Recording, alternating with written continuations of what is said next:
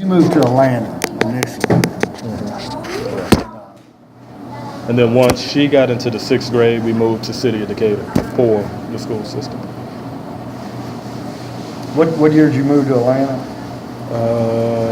I've been in Atlanta for, I went to school here in 93 to 96. So from South Carolina, I moved here in 93. Okay. Where'd you go to school? The Art Institute of Atlanta and the University of Louisville. University of Louisville? Yeah. You're kidding. No. That's my school. Is it? Yeah. Yeah, your card? Yeah. Yeah, I played basketball in the mid-'70s. Yeah. And but I grew up in Louisville too. Okay. Yeah, I was in J-Town. That's where I grew. That's where I went to high school. Yeah. Right. That's funny, right? Where'd you live in J-Town? Right over near, there's a Walmart, new Walmart. Yeah. What's that? On Hurstbourne? Hurstbourne. Yeah. Right over there. So I was right in J-Town. I was there for 3 years just for school. I went there specifically for the program. Got in, got out. What'd you make it? Pan-African Studies. Well, when I was there, way back, in my sophomore year, 74, 75, that's when they started their African American Studies. Yeah. I took the very first class. Wow. And, you probably had maybe Douglas. I think he's been teaching it forever. He was just coming in. The guy I don't think even got his PhD there. Man, he was a great teacher, but I think he had to move on, and he couldn't stay any longer until he got his PhD. But they were just starting, and now my daughter's going there, and I hadn't been back to campus in a while, and they've got the building over there. They've got like a mural of a lot of the professors. Man, I left in 07 because I went in 04, and I just went just for school because I had Morehouse, Temple, and Louisville, and Louisville was like the number 2, 3 program. In Pan-African, is that right? Yeah, they were like number 2, 3, and I couldn't stomach Morehouse, and I hated the cold up in Temple, so I was like, man, I'm just gonna go ahead and shoot down to Louisville. And it's a nice city, man. I mean, it wasn't that way when I was growing up. It's come a long way. So well, that's amazing. So you were there 3 years. Yeah. And then you came here to the Art Institute of Atlanta? No, I went to the Art Institute of Atlanta first in 93, fresh out of high school. Okay. So I went to Louisville as an adult. Okay. So I was maybe 27, 28, somewhere in that window.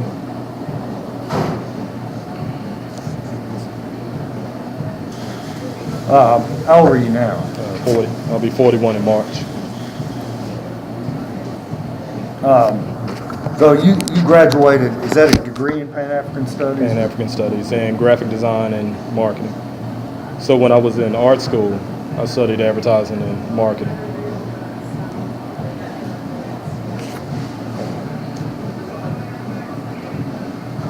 Now your company now,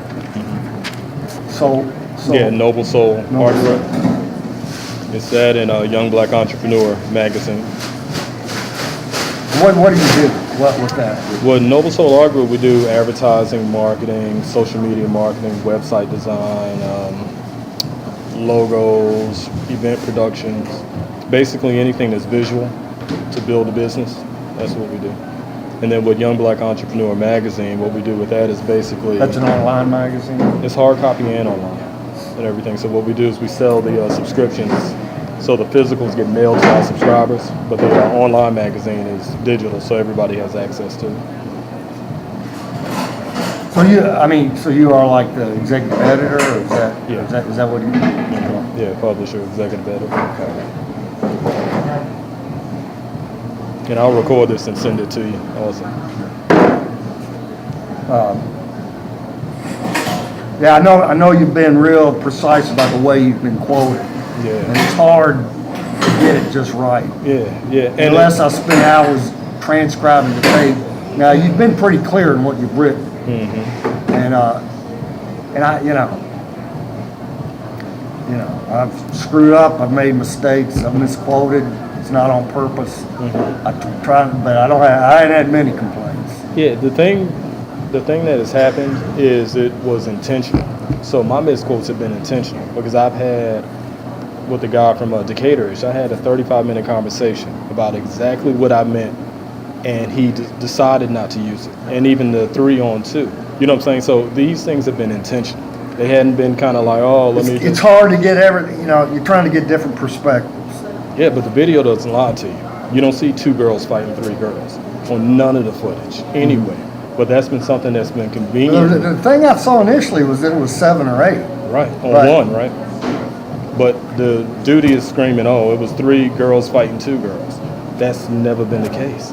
You know, and they're doing that because they're trying to hide from the language of using gangs. But even if you use the language of gangs by Georgia law, 3 people conducting any kind of criminal activity is considered as a gang legally. And you have more than 3. So they want to move the terms around so they don't have to deal with the real issues. And there are multiple issues happening all at the same time. And this isn't just like a black issue, or this is like a national issue. And everything just happened to kick off here in Decatur. So when you look at gentrification, you National issue in what? In regards to bullying, gang activity in the schools, and the lack of accountability for our leadership teams within these schools, this is a national problem. This isn't just happening right here. So what we're doing with Operation Just Us is starting with this, and then we're going to go ahead and push it out, because I've had a number of different supporters outside of Atlanta, ranging from the NFL to the WNBA to the NBA to a number of different professionals in various tiers of life. That's just Well, gang activity is nothing new in Right. America. I mean, No, it's not. It's not. And it's not. I think here's where you've angered a lot of people, is the ghetto rats comment and tearing down the housing authority the property, which is that maybe more than anything. Yeah, but they didn't even quote me correctly. So see, that's how. Now I went on your website and you had corrections in the margins. What and that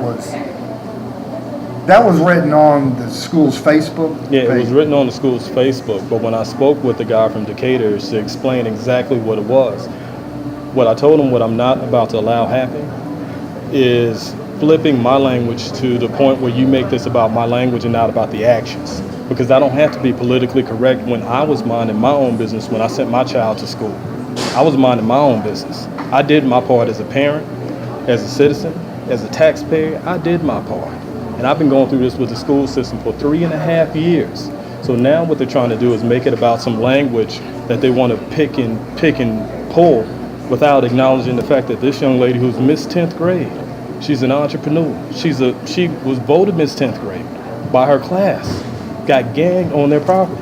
And the school principal assistant principal, sat there and watched it.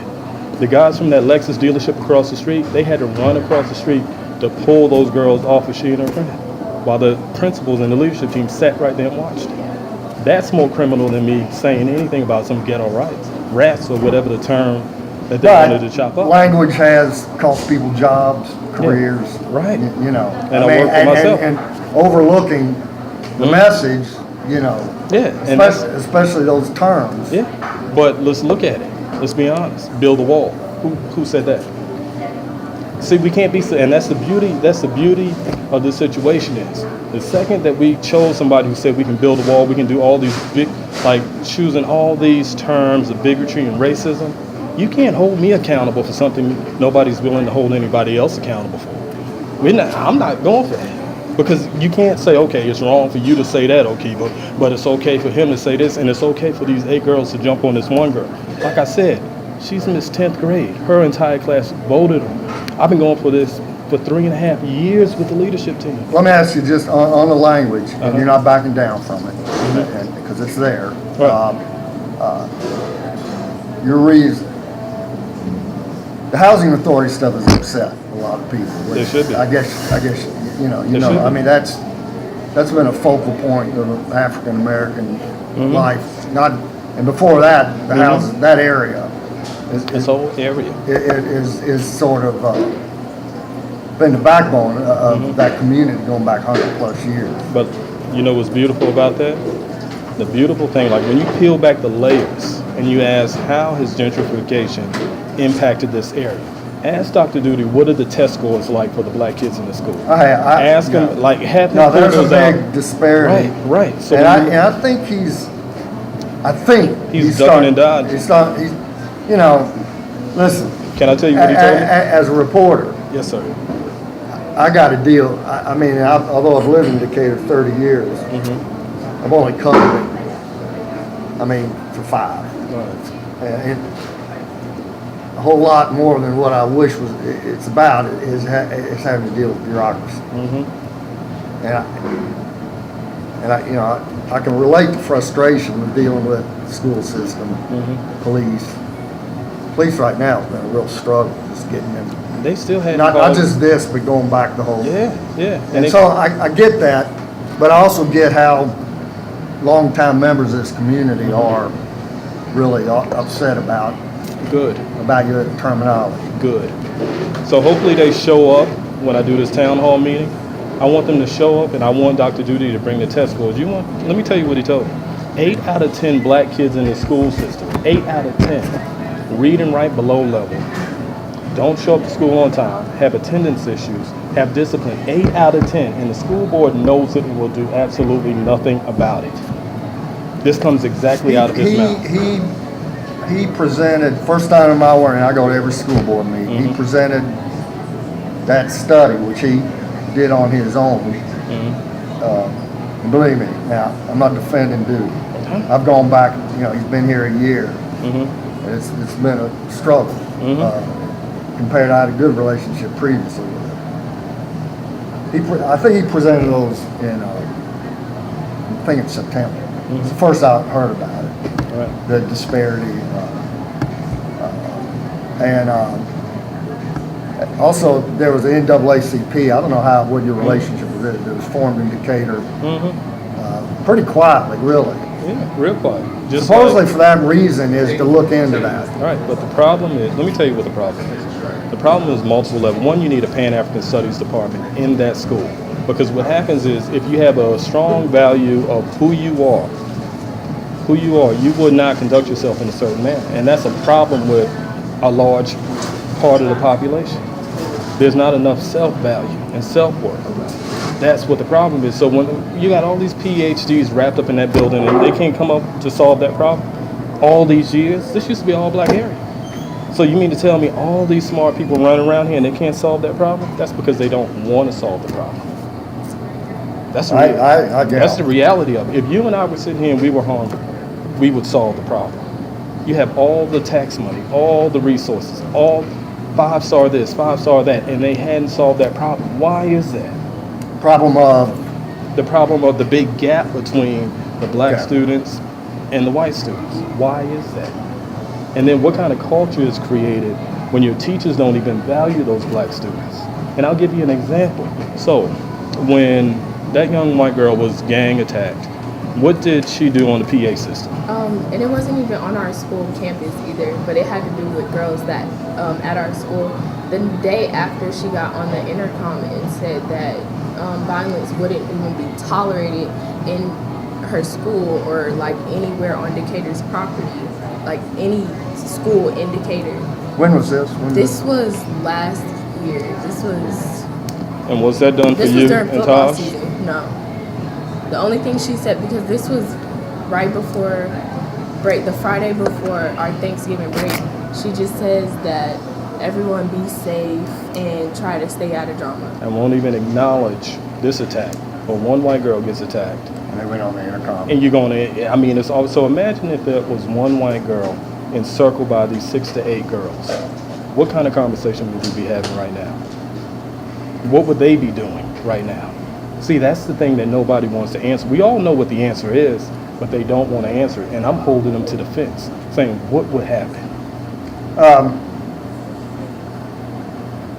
The police were supposed to give you some. The police were supposed to call me 2 days ago. They won't even return my calls. Yeah, I get that. Right. In fact, I have a. But yet they can stop and make a statement about it, but they can't return my calls. Yeah. See, it's all rigged. If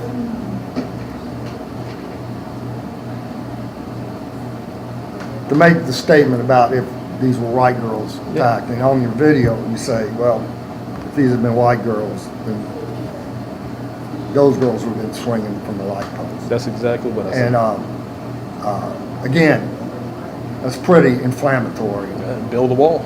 you know. And Build a wall. so I want to make sure I understand what the language, and since that's my, you know, I'm a writer and have been for 35. You know, I believe words do hurt and words are powerful. Yes. And even superficial, Yes. unfortunately. Yes. And Would you like something to drink? I'm fine right now. I'm all right. Appreciate it though. Okay. Can't believe you're U of L, man. Yeah. So there's instant rapport, I think. Right? Yeah. And I'm trying to understand your spot, and I'm also realizing, you know, I don't know if you're going to like what I write. I don't know if Duty's going to like what, you know, I can't think in that way. What I want to try to do is understand the story, because we're getting a lot of people want to know more about it. I've waited a couple weeks. I read about it on Decatur. You know, I do not respect him. I don't at all. You know, I don't know about this story, but you know, he gets things wrong totally, and he's also put stuff out about me. You know, he's trying to get his hits or clicks or whatever. You know, what he does is not what. It's different. It's a different business or whatever than what it's a tabloid kind of. And I thought, well, I'll wait and see what had happened. And then people started, you know, housing authority director called me, and some older black residents called me that, you know, written about. So to me, that makes it right there, that reaction, which is maybe what you're saying is what the language. Right. So what happens? So what happens had I not used that language? I'm a writer. I'm a poet. I know the importance of language. So let me ask you something. Had I not used that language, would we be sitting here right now? Will we have attention on this subject? 9 times out of 10, no. Because we've been at this long enough in America to know how this plays out. Black people get mad for 5 minutes, then they disappear and go watch LeBron James run up and down the court. That's what they do as a whole. I don't watch television.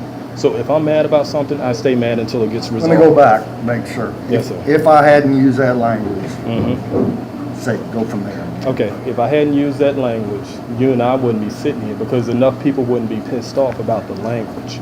Now, nobody's pissed off about the actions, but they're pissed off about the language. I know exactly what I said, how I said it, when I said it, and even with the Decatur-ish guy. I said, you can come from $1 million home and still be a ghetto hood rat. That's what I told him. It's because he asked me about the quote. And I said, that apartment or those apartments don't mean that you're ghetto hood rats. That's not what it means. I told him that. I sat on the phone with him for 35 to 45 minutes. And he chose to go that opposite way. He chose to say 3 kids were fighting too. And then even when you look at how he started the story, he said the only thing people can agree on is that black girls were fighting. So you automatically set the tone for people to not care about the subject. The second you say the only thing we can agree on is that black girls were fighting. He thinks, unfortunately for him, I'm a master of the language. So I know exactly what I'm saying, how I say it, and how to get people to feel away. You know what I'm saying? So like I said, if that was one white girl in the middle of those 6 to 8 black girls. So the language is intentional to grab attention. Yeah, it's a headline. To make Without the language, it disappears. You know, like I say, people get mad and then it's over. Had it been, had I allowed for them to say that was a fight, even the language of saying that was a fight. You and I fighting, you and I, that's a fight. If you take 8 of me and 1 of you, is that a fight? That's an attack. They don't even want to use the correct language because it would force them to handle this in a different way.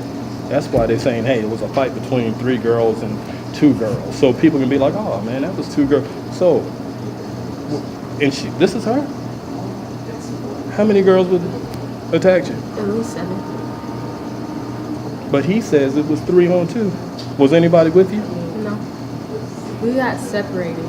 Let me go back. It is interesting. We can talk about this for days. I mean, you know, use of language, and you know, I mean,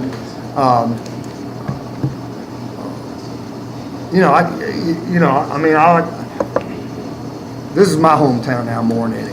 Right. It's only been recently I've actually covered it, which only makes sense. I probably should since I've been here, But, I've coached basketball in the rec league for this is my 22nd year. The first 10 years now, I'd say 90% of the kids came from that one area. Yeah. And when it really was tough. Yeah. I hated dropping kids off there. Sometimes taking them to get meals because I didn't know they were going to get fed, and then you'd see the guys out there doing God knows what, and it's light years removed from what it was. And I think in the early days it was more like it is today. I think that middle period, immediately post integration. So I felt,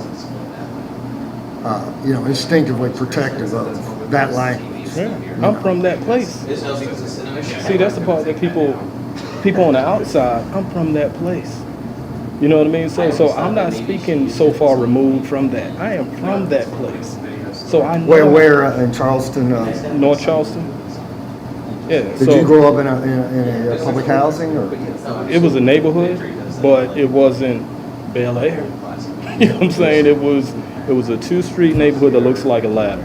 And the entire area, it was a working class black area, and right before the crack epidemic really hit, or right after rather, everybody had a father in the house. But post crack, when did crack hit there? Like mid 80s, like 85, 86, 87, in that window. And my dad died when I was 10. And my sister actually went on to be a professional basketball player. WNBA, European ball, full scholarship and everything. And we even, through this movement right here, we started a mentorship program for this entire area that we're launching next month. So that probably parallels what happened over there. Probably about right, mid-80s. Maybe a little bit earlier over there. And it was a widespread throughout all of Black Americas that you had the crack epidemic, because then you had Reaganomics, you had Reagan and that whole deal, so jobs are falling apart and the whole deal, so people are going towards crack, selling crack, using crack, and that whole deal. So when you have that, there's a big gap in what happens in Black America. But if you're not a part of it, then people don't know, because we see it on the news. We just see somebody getting shot, somebody getting killed, drug dealers getting, but who's bringing the drugs in? We don't own the boats and planes. That's a different topic. Yeah. You know what I'm saying? That's one of the most frustrating. That's driven people insane. Yeah. But when you ask that question and say, who's bringing the drugs in? And then even now, we fast forward to this conversation today. Why is it that you can have $1 million house right here and this housing projects over here and nobody can find decent work from that section? That means the training, and even when you look at the high school students, what are they being prepared for? I see these kids every day. And you know what's even worse is 2 of these kids who attacked my daughter, I took them in as a father figure. Paid for tumbling, paid for vacations to go to Disney World. I do my part. So that's why when they play these little word games, I laugh at them, because they don't know who I am in the community. Let me just go back, ask basic. Racism is a very complicated subject. And again, it's another word that can be dealt off. Somebody says the N-word, it's racism. Or says ghetto rats. So let me ask you, racism, that sounds like racism language. Right. And what it is, what's more racist is the fact that 8 out of 10 black kids read below the level and write below the level. That's way worse than any word I can kick out of my mouth. So that's more criminal. 8 out of 10? According to duty, 8 out of 10 black kids in the school district read and write below level. And I'm giving you 2. She has a little sister. Both of them on honor roll. I'm giving you 2 that are stellar performers. And you mean to tell me that you won't do anything to create a safe environment for the 2 plus the other one? And there are a number of black parents who've been going to them. Black parents pulling their kids out of the school system because they won't do anything about this group. I think, what do you say, racist is racist language, but what is more racist is this. Yeah. I'm portraying you accurately. Yeah, yeah. What's more racist is knowing that there's a problem with this group and refusing to do anything about it. That's racist. That's criminal. That's beyond racist. That's criminal when you have the resources to do something and you refuse to. What is that? Parents in my community bend over backwards trying to figure out how do we move in the city of Decatur's school system. What do we have to sell? What do we have to pawn? What do we have to do to get over here in this $500, $600, $700,000, $1 million homes? What do we have to do? Because we're already committed to a home in one area, and the economy is upside down, and the housing market is upside down. So our schools aren't worth anything. Cascade, DeKalb County, Fulton County aren't worth anything. But we bought these houses back then. So then you had to go upside down, and now you can't get out of the house. But you still understand the value of education. So what do? First you rent a place, and then you rent a place, and you find out it's $1,000 a month for an apartment as big as here to here. And you can get $1,000 a month a house. You know what I'm saying? Where we are. My mortgage is $1,300 at Cascade. The house is as big as $1 million house over here. We have a condo that costs a 2-bedroom, 2-bathroom condo on Scotts Boulevard that costs the exact same price as that house. So which one is more criminal? Me saying some words to get people flamed up so they can feel something? Yeah, I want them to be flamed. Come on so we can sit down and solve this. And a matter of fact, if they're so pissed off, this is what I'm going to tell them. Sign up and become a mentor. Donate some money to this nonprofit so I can get this group and the entire group. We're doing the HBCU college tour next month. We're taking the kids down to Spelman, Clark, Morehouse so they can see a university. We're pairing them up with different entrepreneurs in the community, black entrepreneurs, so they can see a different vision for themselves. So if they're so pissed off, tell them to come on. You're gonna have a town hall meeting? That's what I'm We working on. were getting ready to. Yeah, but Duty doesn't want to. He doesn't want to show up for that. But I'm gonna go ahead. And I'd heard from. We're doing a television interview Monday too on CW Atlanta. When's the town hall? I'm working on that now. I'm looking at a location, and I proposed it to Ballpark students. date? Yeah. I can give you one. It wouldn't be concrete. Yeah. I would say December 15th, 17th. Okay, a couple of weeks. Yeah, a couple of weeks, so we can go ahead. Not any time soon.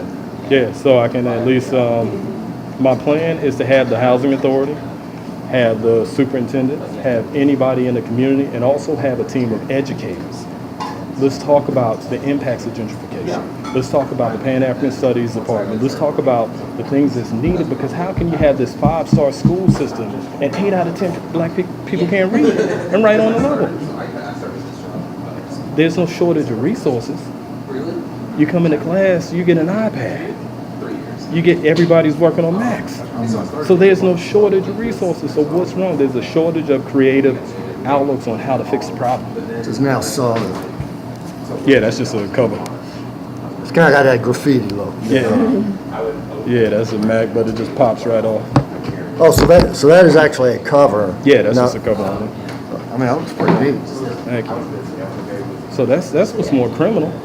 You know what I mean? So it's just like and I want them to be mad. Be mad enough to say, if you don't like this title, show up and let's help give some folks a different title. Because I earned my title as a father.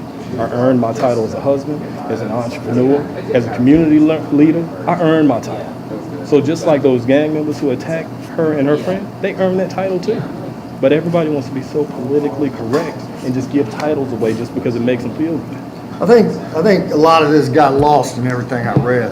I mean, there wasn't any.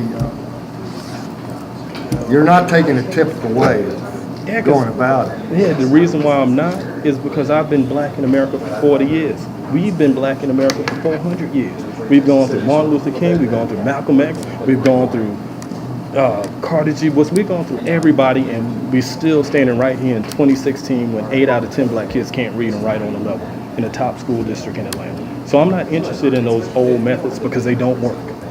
Politically correct doesn't work. I'm not interested in those methods because they do not get results. They don't. So I can't say, hey, let me keep doing the same thing that seemed like a good idea. But Martin Luther King and SCLC and SNCC and everybody else were doing. No, that wasn't a good idea. It wasn't. There were certain aspects of it that was good, but it wasn't a good idea. integrating into a system that does not want you there, produce 8 out of 10 kids who can't read and write on this level. So instead of being honest and transparent about what the problem is, we would rather say, hey, guess what? I have cancer, but I'm gonna tell you I got sinus infection. How are we gonna fix the cancer? We can't fix the cancer if we're sitting here screaming, yeah, take some vitamin C, buddy, and Alka-Seltzer. That's what they want to do. They keep giving me Alka-Seltzer. Man, I got cancer. This is, you know what I'm saying? This is cancer. So I welcome it. You know, welcome. Be pissed off. Who's this black guy addressing me? Be pissed off. And please bring some textbooks. Please bring some resources to help this community out in a positive way. Let's put together a Pan-African Studies department in this school.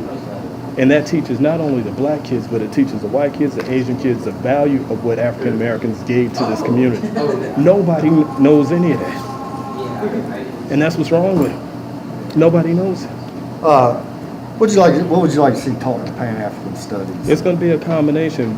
I think, for this age group, and I'll give you an example. With my girls, I started reading to them when they were babies about the civil rights movement, the Reconstruction era, to now, so that even when they see things now, they can connect the dots and say, okay, this is because of this is because of that. So we would break it up into tiers, just like at a university. You got 101, 201, 301, advanced. You know what I'm saying? But it would be mandatory to take at least 2 classes. So you can have art, you can have music, you can have athletics, you can have science, literature, different things that African Americans have been able to contribute to our America. So it doesn't become just this, it's Black History Month. Let's go get Martin Luther King out and Carter G. Woodson. Let's go get all the safe Negroes out the closet and say, there you go, and then you put them back in the closet till next year. So you give real things and saying, hey, who created the stoplight? I guarantee you, if you ask all those educated kids over there, they can't tell you it was a black guy. Who created the ice cream machine? They can't tell you who that was, but yet they enjoy ice cream. You know what I'm saying? So all these real things that we need, that would even force the teachers, it would force all the students to engage with the population in a different way. They're engaging with them now as if they're a nuisance. Mm-hmm. Ask her how the black kids get treated. They're a nuisance over there. Well, let me go back. Uh-huh. So your problem, this starts since you've arrived, pretty much, the year after 7th grade. Closer to 8th grade. It was like That was late, mid 7th grade. Yeah. When I came up in. It was after Christmas. Yeah, so it was like mid 7th grade. Because I remember, because even right after we took Zoe to Disney World. Took Zoe to Disney World. Same group of girls. Yeah, it's expanded now with the older girls. Like what is the conflict over, as you see? I cannot answer that because I don't know. I feel like it's been built up animosity from their side because I took 2 of the girls in like as sisters. Like my dad can tell you, we took one of the girls to Disney World. When I used to live over in Oakhurst, my dad would just give us his card and we would go up to Universal Joint. We go get pasta or we come here. Or there was a sweet shop like next door right there, and we would be able to get stuff. My dad would pay for it. He didn't even. So 2 of the girls in this group were actually living in your home. Well, not living; they were still living in the complex. Mm-hmm. But I made it a point where the doors were always open, so they would come after school, stay for as long, and even at the place in Cascade, we would take them there. And then even with tumbling, we had tumbling in Lithonia. Because they were doing like competitive cheerleading. 2 of the girls paid for their tumbling. You know what I'm saying? Because their parents didn't have the resources and wasn't really tuned in like that. Mm-hmm. So it's like my part, I welcome it because the funny part of all of this is that enough people didn't do their research on me before making these little comments and everything. That's why the community laughs at all of this. So when I use that term, they're like, oh, that's okay, but he getting y'all riled up so you can come to the fight. You know what I'm saying? So they didn't do their due diligence to find out, which is good. You know, teenage years are unlike any other years. You know, brains aren't completely formed.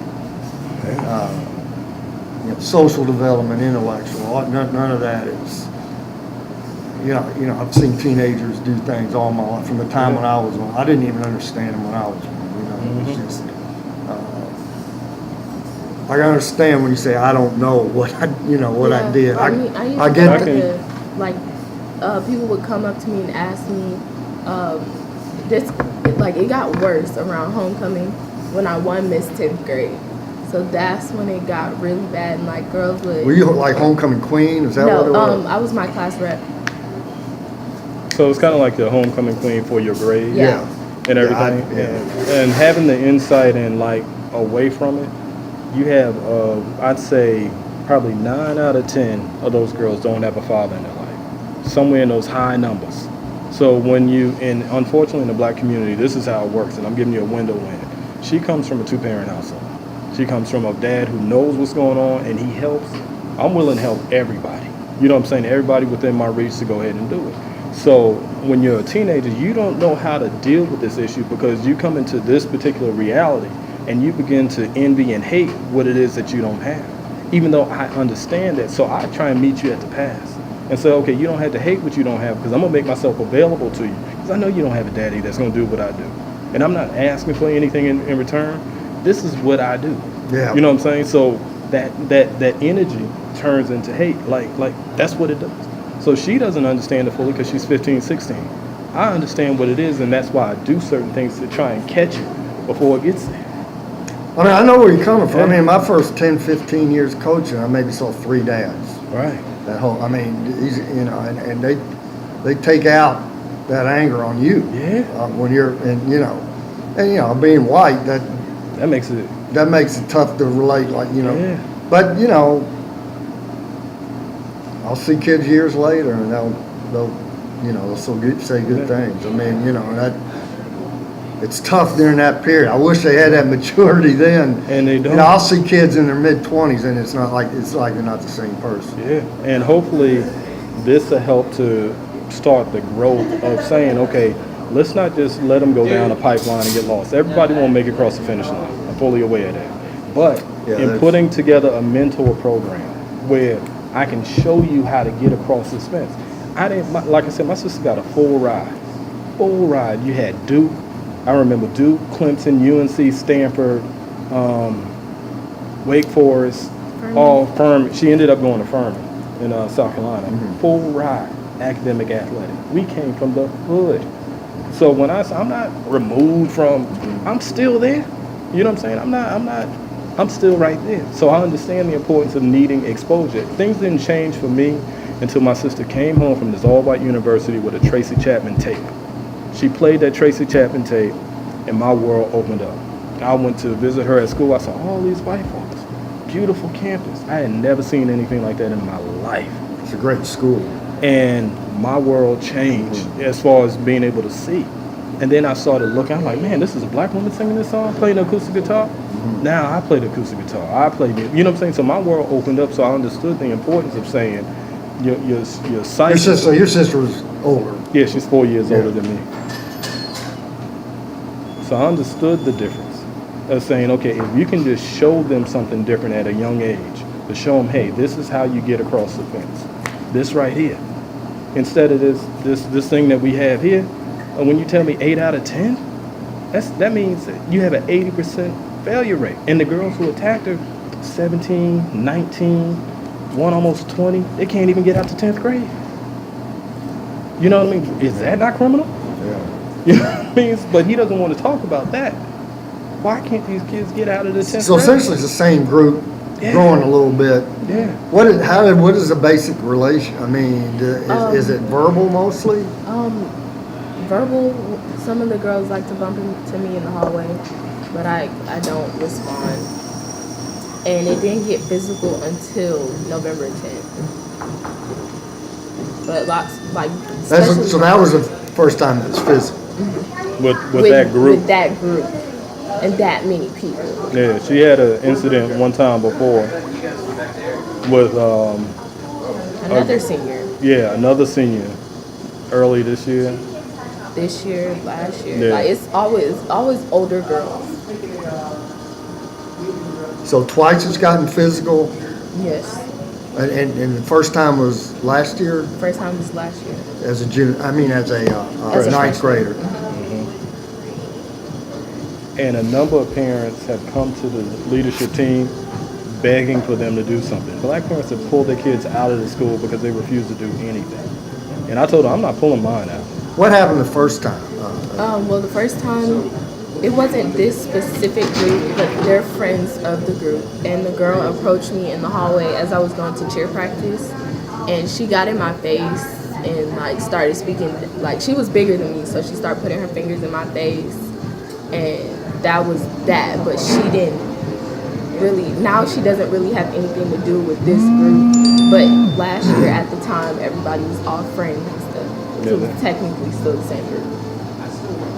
And we had one conference after another, after another, after another, after another with Principal Williams. And Dr. Duty didn't get invited to the party until August. And even in that Decatur piece, he claimed that he had never heard of it. And I posted it. I He was told me that Yeah. yesterday. He never met you until this month. Yeah, he never met me, but we emailed him in August. And he was saying, oh, well, yeah. And when we were in his office, we said, pull up that email. And he had to pull it up and admit that, oh, yeah, because it was August the 19th when we emailed you.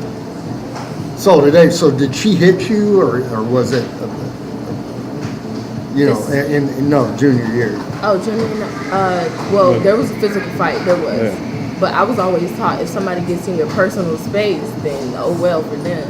Yeah. So she ended up getting in my personal space. And also, like, it wasn't even just her, like, Did you hit her? I did. Did she hit you? Yes. So you exchanged punches? We Yeah, can say yeah. that. But it was also, girls were trying to break it up. The same girls who were, quote unquote, breaking it up during this incident. No, that's not even what the video showed. Yeah. So they basically. So I want to make sure I get the language right, and you got into one-on-one at that point. Well, actually, Well, it was like 1-on-2, 1-on-3. That 3 approached the ringleader, and this was like the first incident. This wasn't November 10th. Right. Yeah, so the ringleader comes aggressively towards her, and then she defends herself, and then the other 3 swarmed in from there. And That's what happened. Yes. and there's video.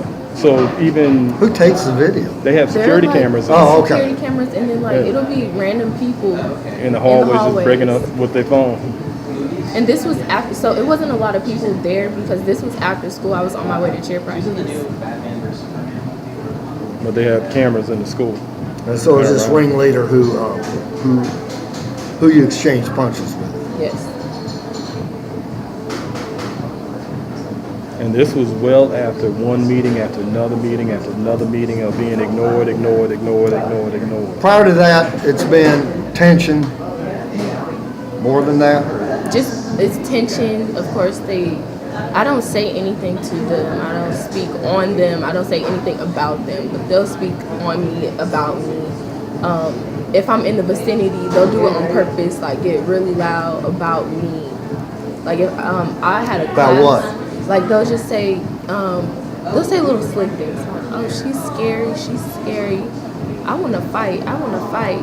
And I'll be sitting right, like, a couple tables away because I had a class. This is not about boys? Or What'd you say? this isn't about boys? No. No, it's not.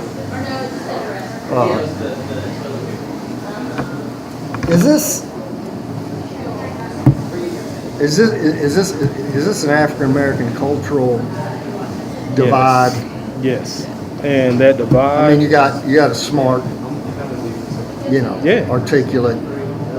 Yeah, there's a unfortunately, there's a clear-cut divide versus the perception of the haves and the have-nots. And I do use the word perception of the haves. So that clear Because divide, you're viewed as a black guy with money. that's what I've I'm heard viewed that. as. That's what I'm viewed as. And Me too. It's crazy. They think I'm bougie. They think I'm all that. I don't do. And I sit here and I don't do anything but come to school and sit in class and do my work. Come home. I come to school dressed nice, I guess.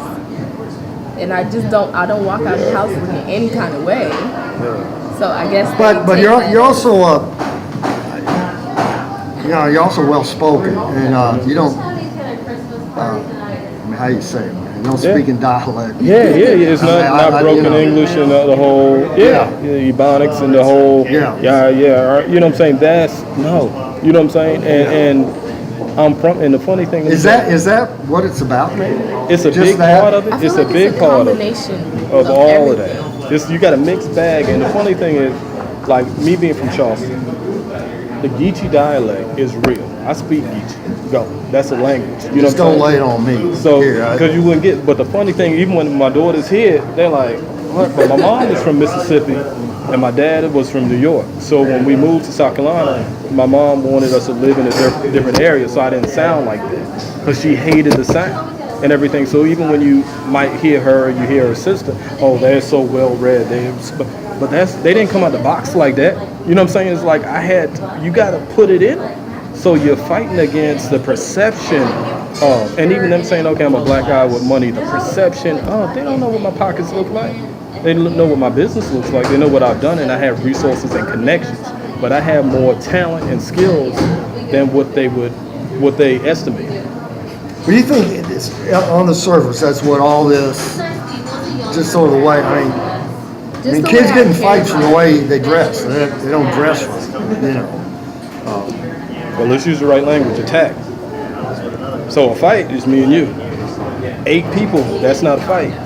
Of course, that brings up the other issue is there a gang problem? I would say, is that language or are there gangs? No, it's really because this is the same group of girls, and it's not even just me, and it's not even just my best friend who also got attacked before me. It's not just us. Others have gotten attacked. 2 girls left Decatur High School because of the same group of girls. They're now being homeschooled because of this problem. One of the girls, a mom who witnessed this situation happen on the day, she's the one who actually called my dad. My dad knows her. My dad knows her daughter, Michaela. So she said that her daughters have been dealing with the same issue, the same group of girls, but she tried to kind of stop it before it got to a point how our situation is. Yeah. So the term game, or I mean, like you said, it could be three or more. 3 or more. So when you look, and that's the thing, we can't have a moving goal line. You know what I mean? And say, okay, I don't want it to be that because it's going to threaten. But gang insinuates, you know, the colors, the tattoos. But it's more than that, though. You know what I mean? Because in my community, the gangs was your neighborhood. It wasn't Bloods, Crips, Vice Lords, Mexican mafias. It wasn't that. It was your neighborhood. And then eventually it grew out to Bloods and Crips through the internet. It became a much more organized. It's always been organized, but it became a more monetized version of what it was. And I'll tell you, I was out there last Friday and some boys was riding down there throwing up gang signs in front of Decatur High School. Don't call their names, don't say their names. Throwing up gang signs. So and even I had a parent who went to school here in the 80s, and she was saying there's always been gang activity in this area. And so the moving goal line is what they're trying to create, and say, hey, we don't want to use that term because it's going to threaten property value. It's going to threaten. No, let's use the term correctly so that then you have to do something about it. It's like I said. So your take is there's no nuance here. It's a gang. You're 3 or more is a gang. Yeah, 3 or more in a criminal activity, scheming, plotting, doing whatever it is they're doing by Georgia law. That's not my definition. That's the law.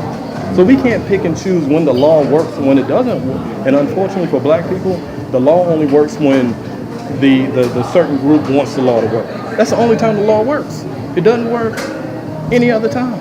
So if I say this is Georgia law, and if anybody looks it up, that's Georgia law. So why is it not the law when I say it? So your stance is you believe that there is. That was a gang. Yeah. That was a gang style attack. That was a gang style hit. And if you peel back the layers, I'm sure you would find even more activities if you chose to peel back the layers. But if you peel back the layers, then you would have to do something about it. That's why they don't want to do it. Their plan was to go ahead and have us leave instead of bring attention to it. If you peel back the layers, you will find You will find everything that's wrong with the underbelly of City of Decatur. You will find the huge economic gaps, the lack of education, the lack of jobs, the lack of training, the lack of everything that would be in place for you to advance yourself. These kids in this area has the Let me. Okay. You're moving quick. I'm sorry. Find everything that's wrong with the underbelly of Decatur. Underbelly of Decatur, from education to the lack of jobs to poor mentorship. You will find everything that's wrong in this system that has more than enough resources to fix that. That's why they don't like that language, because then you have to do something about it. Because if you find that, then you have to do something. You have to do something.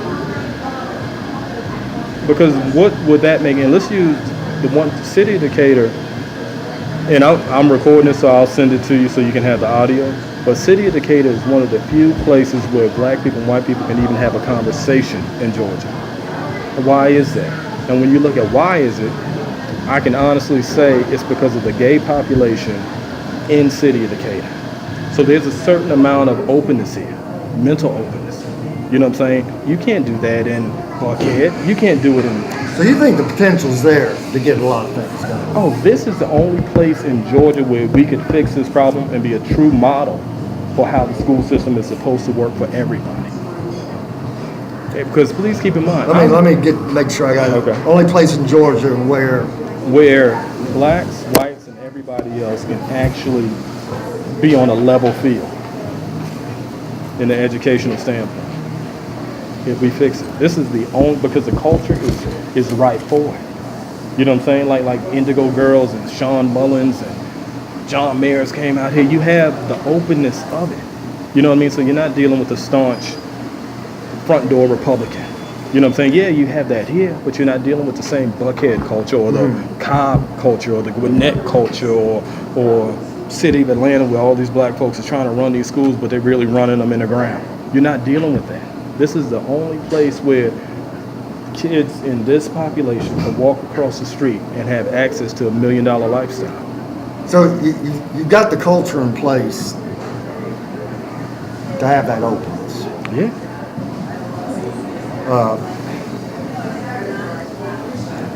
Now, the problems I see it in just covering it in the last 5 years, I've seen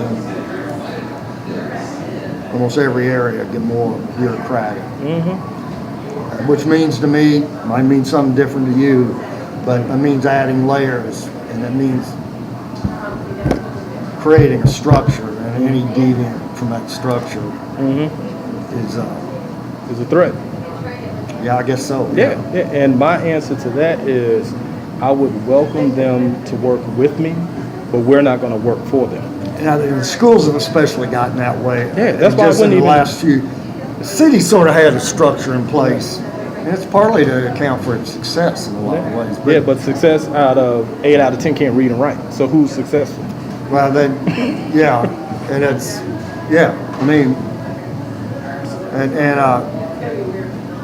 I mean, Duty has brought in a much more of a formality than his predecessor did. I don't know if you dealt with him. No, I didn't. But he's a lot more formal, a lot more. I mean, for instance, when I interview him, it's always with the PIO present, and it's not just sitting down and talking. He's never going to do that. Nah, he's a slick politician with his words, and you and I understand language and words. So the typical things he's used to saying, that doesn't work here. And he's not good with language. I mean, he that is a real weakness of his. Right, especially when he's writing. It's gotten him into trouble. I mean, you've seen some of the areas where he's gotten into. Let me tell you what I did to feel him out. The first day this happened, that Thursday, I reached out to my network and I said, this is what I want y'all to do. I want you to email this leadership team and let them know that you are going to hold them accountable. Email the assistant principal, Duty, the principal. He got like 80, 85 emails by the next day. So then first he was just thinking it was a little trickle here and there. And then after a while, it's coming and it keeps coming. And then after reading his writing style, I said, okay, I got you now. Because now you're committed to something on paper. So all this foolishness that you're giving me, here you go. This is what you really think. Yeah. Well, I believe that. That Yeah. rings true with me. Let me go back. What happened that day? On that, just in your words. Oh, just an overview of. Yeah. Did it start at Chick-fil-A? So that night, well, not that night, Tuesday night, after around like this could have been. It should have been like Wednesday night 7. because it happened Thursday. It happened, yeah, I mean, like the night before. So this was Wednesday night. It was around 7 after like a basketball game. Taj and I and a couple other friends, we all went up to Chick-fil-A to get something The to night eat. before. To get something to eat. And I have a witness to this whole situation. So Taj was out in the waiting area. Taj is your sister? No, Taj is my best friend. The Okay. And I probably should not give her name. Yeah. Yeah, because she's a minor. Yeah, no. But the other person who was attacked. But I can use. Oh yeah, it's, I mean, it's all over your website. So yeah. okay. I didn't use her friend's name. Yeah. Okay. No. She was waiting for her food, but I knew I was in the restroom with a couple other girls. But when I realized Taj was outside by herself, I didn't trust that because I didn't know like what kind of situation we were walking into. When we walked, You saw some girls there that yeah, you've had I trouble. saw them, and I went into the restroom with a couple other girls. How big are altogether? You say some are friends. I mean, what is? I mean, there's a certain number of girls. If you see them together, you know there's a potential for trouble. Yeah, and it depends on the setting, it depends on the time. But actually no, if we're in school, no one will say anything. And these are black girls.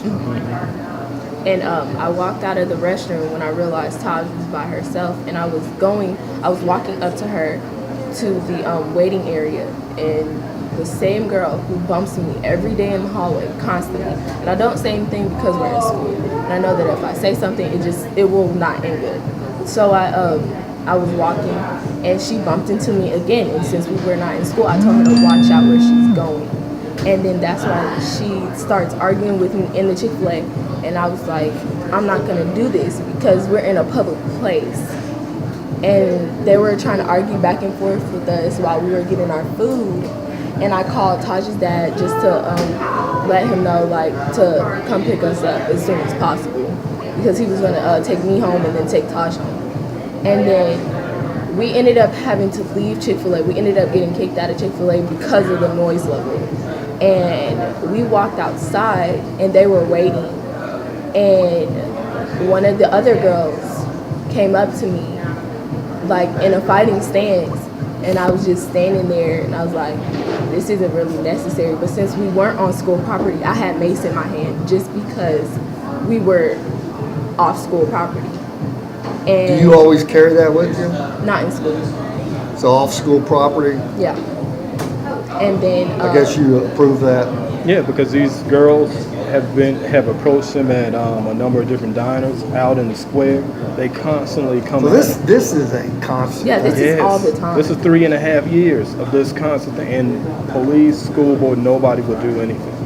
And it's a definite. Let's forget the gang terminology. It's a group. It's a definable group. Oh yeah, Yes. definitely. I mean, if one of them walked through now, you would say she's Yes. part of it. Yes.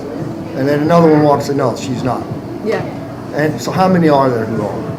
I'm not talking about who attacked, but who But just. just in the Yeah, in a friend given group, moment, who would be. that count. There's over 10. I know that for sure. Who like I know associates, our friends, close friends, stuff like that. That associate in this group that you've had trouble with. Is that it? Yes. Okay. And so because of that, and that you've had constant trouble, you do carry mace. Yes.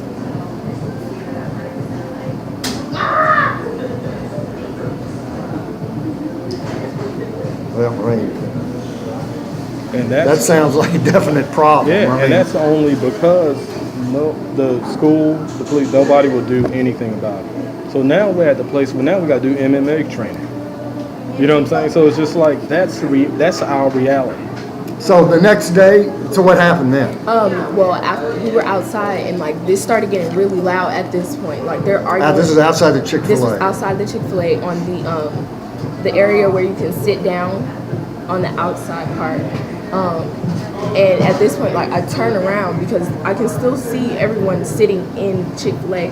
Parents are in there. There's teachers that work at my school. There's students. There's little kids, and I'm like, okay, this is too much. Like I'm not gonna. And I said, I'm not gonna sit here and argue with you, especially because I have people that I know in there and people that look at me a certain way. Were you in the parking lot in that?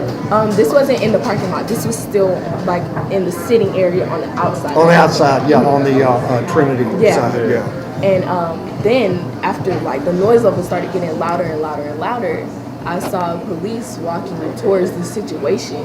So I took everyone else, like everyone that was with me, I pushed them inside of Chick-fil-A and out through the front door because that's just not a situation that we needed.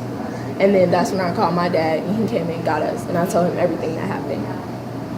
And then I mean, I didn't have a feeling something bad was going to happen the next day, but I knew like either they were going to try to start an argument in the hallway or something like that. I didn't think it would get to that. Where did it happen? Did anything happen in school that day? Yeah. It was, this whole situation was before the school doors even opened. Okay. So I got off the bus that morning and I was walking, and these girls are never to school on time. They never get to school on time. They're never just waiting outside school. I get to school, like my bus drops me off like a little bit after 8:10. I think. Where do they drop you off now? Do they? In the trailer, like the trailer. It's on Howard. Is that Howard?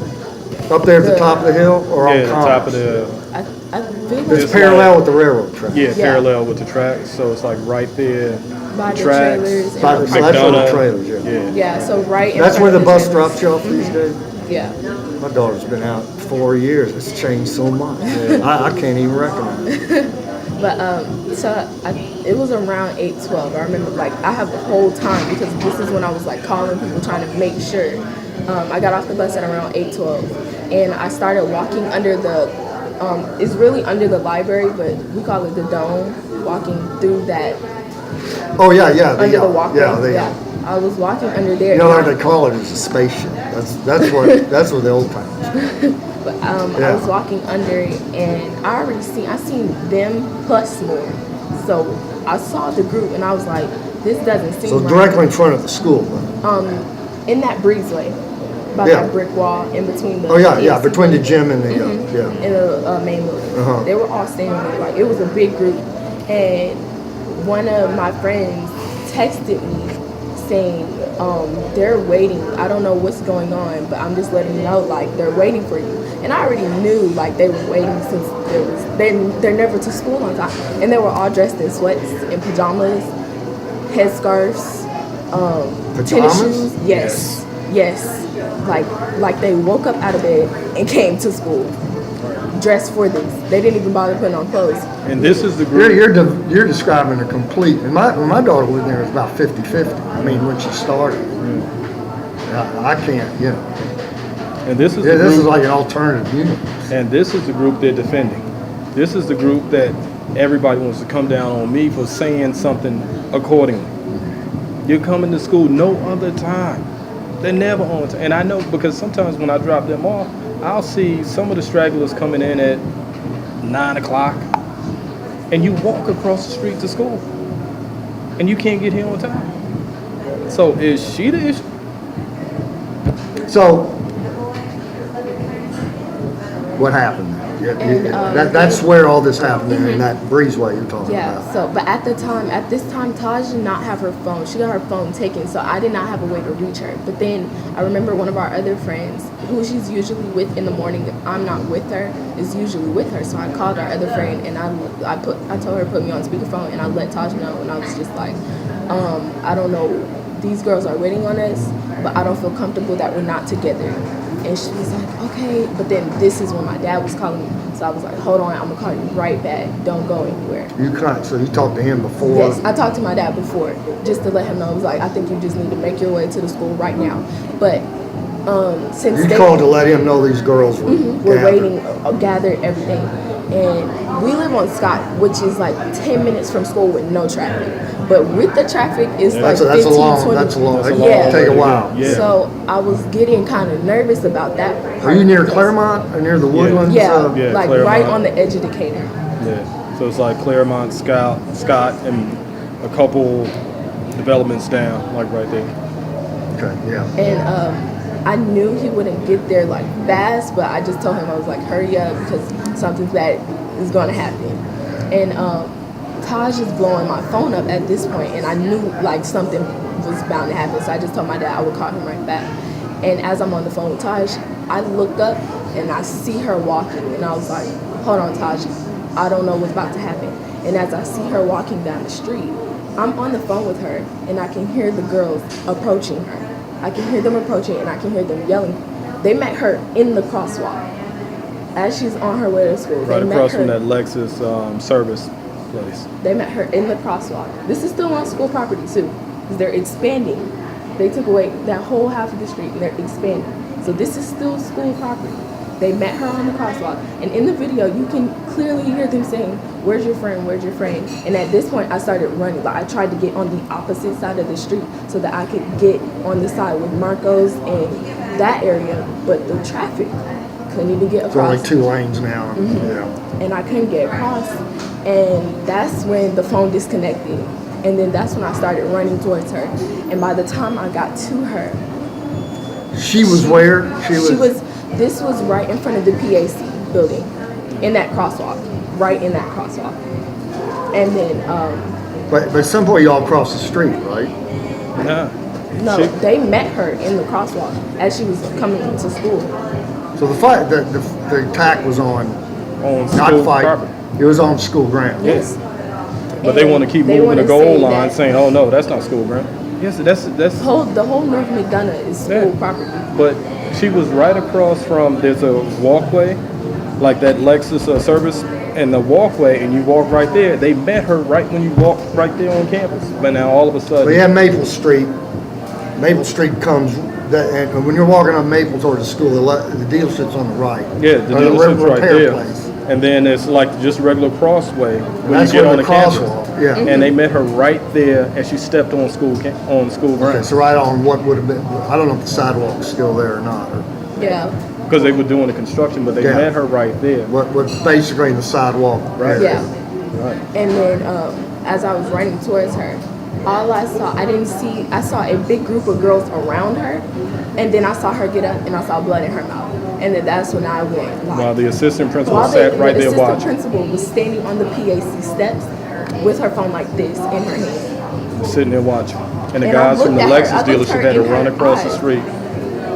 Yeah, No- two So guys. mechanics. The They had to mechanic. come and break it up. Or, Somebody ended up getting out of their car Yeah. with the guys from the Lexus dealership trying to break it up. There was one So other, the mechanics had to come across the street. Right. Okay. and there was one other boy who did break it up that went to our school, but there's 8 girls and one of him. So he could only pull one girl off at a time. As he's pulling one girl off, the one girl would come back. You got hit I did. how many times? Like fists? Yeah, fist, definitely. I can't even count because it was a lot of people. 5, 6, More than that. 10? Probably more than that. And as I started running towards her, we made eye contact before they came and attacked me. And as soon as I looked at her, that's when the whole group started coming towards me. And then Yeah, so you're really not sure how many? how many girls? Yeah. I can name the girls that I saw and the girls that I know hit me for sure. Like I saw. How many some. hit you? For sure, at least 4. But I know there were at least 8 pulling on me. So at least 4 hit you,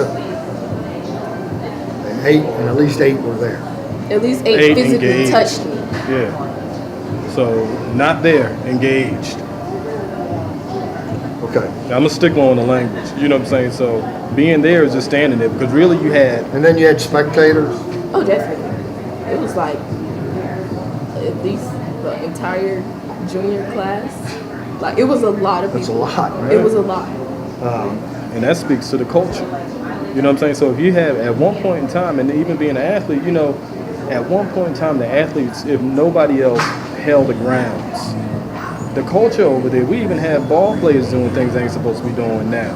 So the culture. That is a. Yeah, you can't even rely on your star athletes to keep the athletic culture is not where I'd like for it to be. Having participated with,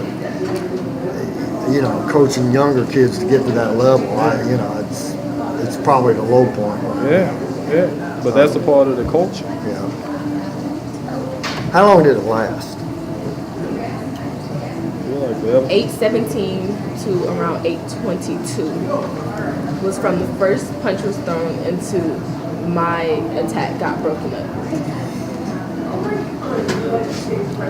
Well, it's complicated. It's complicated for somebody like me coming from the outside. It's a lot of issues. How much can I even possibly cover in an 800-word story? This just scratches the surface. Yeah, and there's more even to talk about. I get that, and I have to give a balanced account because at some point something's going to break and it won't be balanced. Yeah,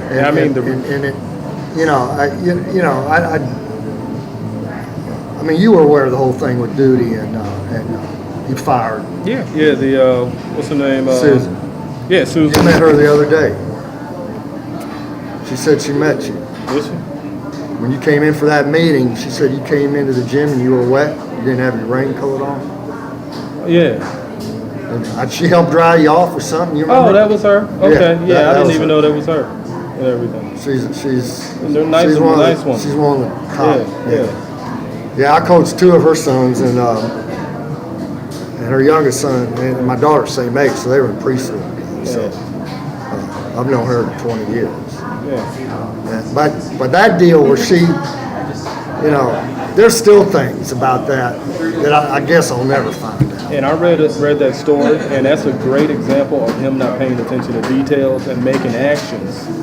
If you were to come in and say, I'm going to fire somebody today, that was like the last person in the entire school system. Right. You would, and it's going to be hard for him to bounce back on it. And I felt like I was very fair to him on that. He doesn't, but I was. And I even had the previous superintendent call me and said I was too lenient. Mm-hmm. But I think you have to give that approach because there's going to be more. There's going to be more with him down the road. But the beauty of whatever is said, I have everything in one place that counters whatever's said. Videos right here on the website. So anybody who looks me up, you won't see 3 girls fighting 2 girls anywhere because that didn't happen. Yeah.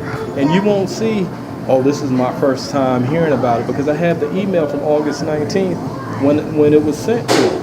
You won't see that. I have a number of black parents who've been going through this. So everything, because I understand media. You think though that at the crux of it is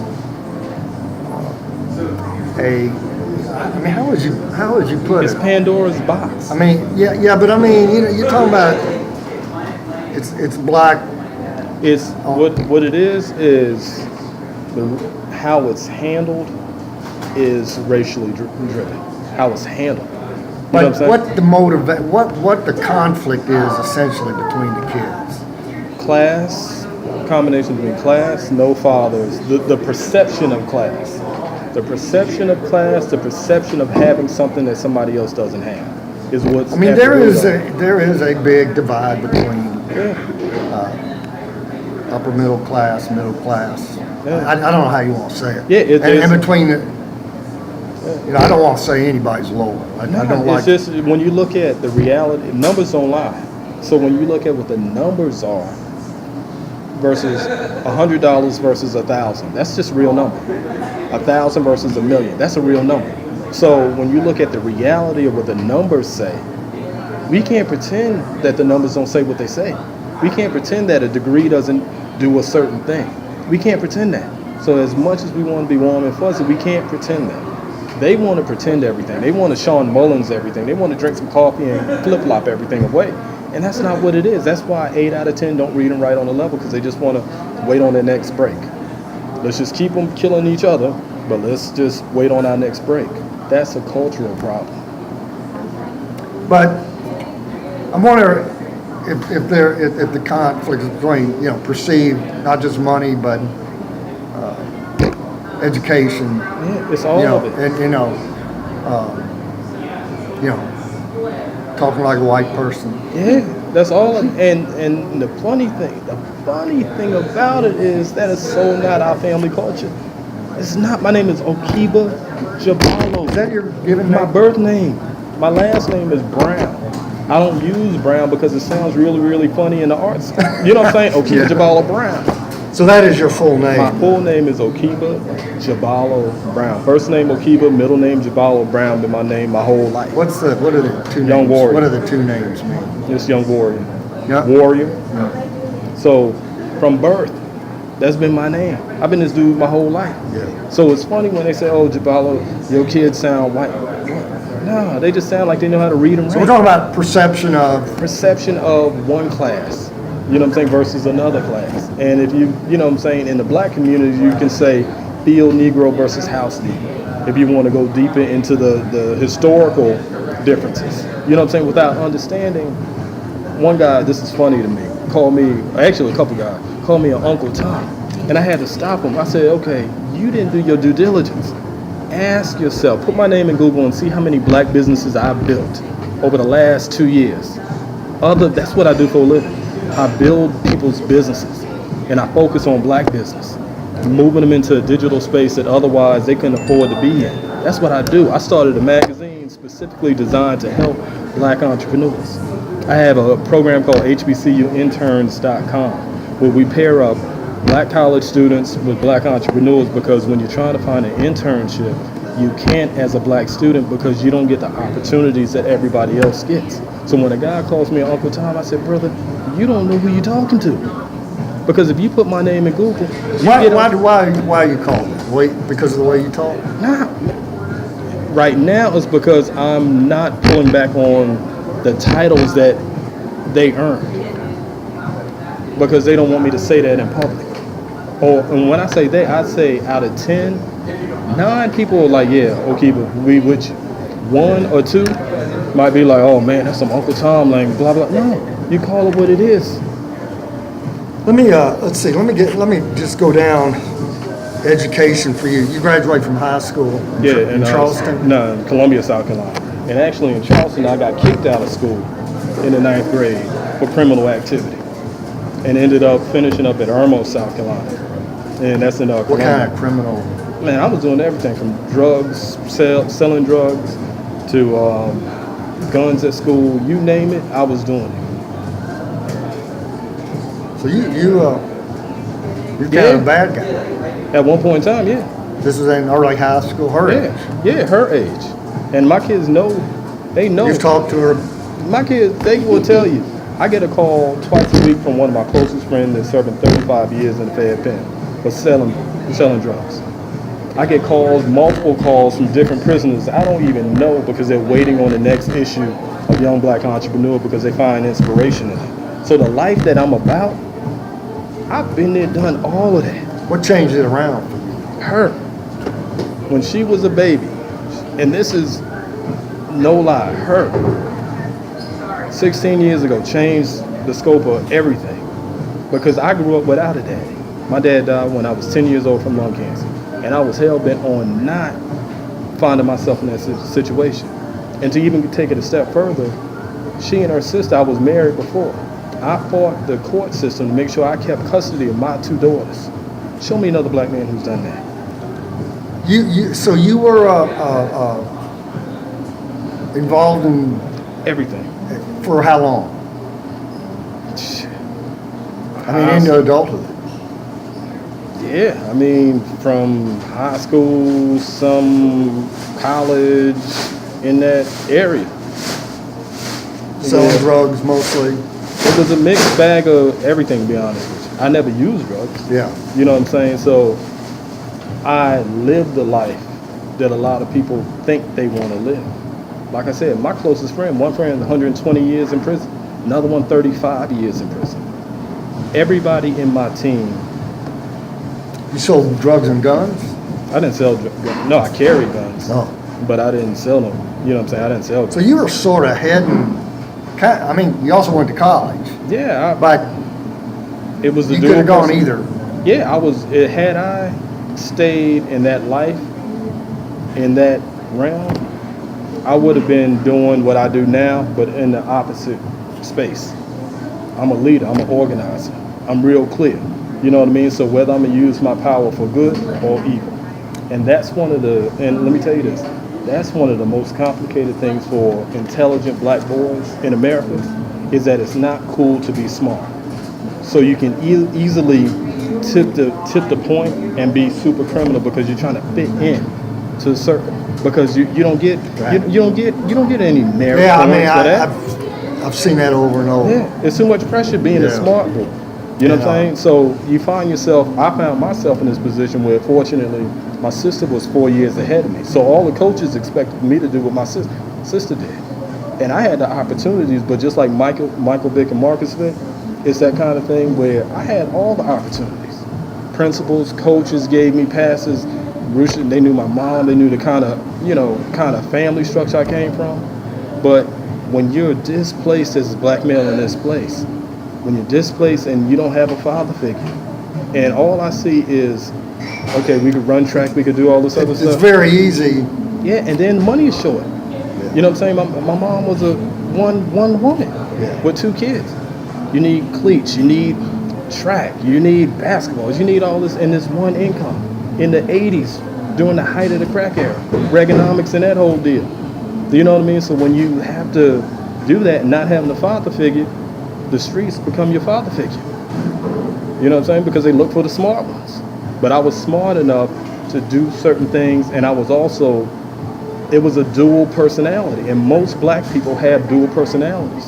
They have that piece that you can sit across from a white guy with a notebook, and then you have that other piece, that surviving piece. You know what I mean? So at all times, I'm always those 2 pieces. You know what I'm saying? Where that So that doesn't go away. No, it's here right now. You went from high school, you went where? You went to Art Institute? Yeah, I went to the Art Institute of Atlanta for in how long? 93 to 96. Graduated from there. And then I got into the arts real heavy, like painting. I do art shows, poetry shows. I started a record label. You went to Louisville after? Yeah, this was like 2000. Oh, okay. 4, So there was 5. a gap there. Yeah. It was a living gap. I'm saying like. So you okay. So you didn't? Did you get a degree from the Art Institute? Yeah, graphic design and advertising. Okay. And then I started my advertising agency. You went to Louisville what years? And that was like 2004 to about 7. Oh, so you were there fairly. Yeah. And I went as an adult. Even her being he was probably what, 5, 6 years old. 2004? Yeah, 2, 4, 7, 3. Used to have her on campus with me. And, you know what I'm saying, just making it a point, because that was after, like, that post-divorce, where I wasn't losing my children. Because I know. Okay, so her mother is? Her mother is here in Atlanta, but her mother, I remarried and everything. So the son that's in Iowa was from my wife's first marriage. And my 2 girls were from my first marriage. Okay. But I've had full custody So of them. you 2 don't have anybody together then? Me and my wife? Yeah. No. Your wife's name is? Kat, K-A-T, Brown. Let me wrap it up for now. I won't stay in touch with for sure, Yeah. even beyond this. I mean, you're an interesting dude, man. I appreciate it, man. You know, it's good meeting you. Yeah. You too as well. I'll be following you, but